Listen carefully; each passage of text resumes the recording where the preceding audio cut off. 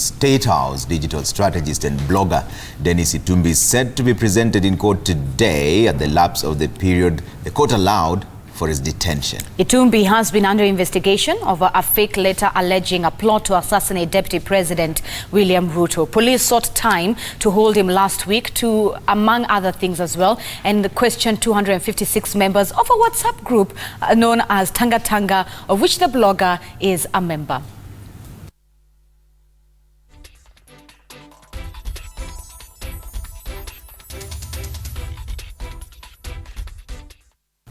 All right, now joining us live from Milimani Law Courts is Hassan Mugambi. Hassan, good morning. What are the police looking at, and have they been able to summon the 256 members? There was also allegations that some of that testimony should be done in camera. What is the latest from that?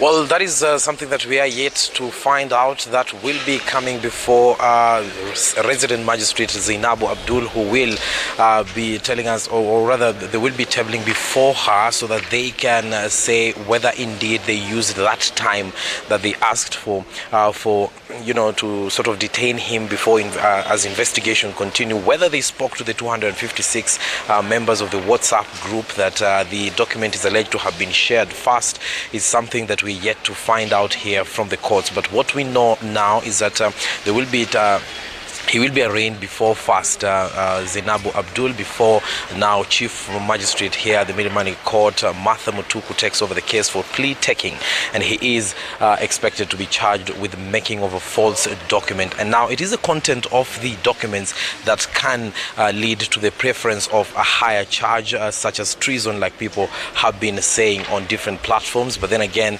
as at now, it is going to be the making of a false document. He has been incarcerated for the last 5 days at the Muthaiga police station, where he is currently now on the basement cells of the Milimani court before he is brought up, so that we can see what the activities will be in regards to the digital strategist Dennis Itumbi.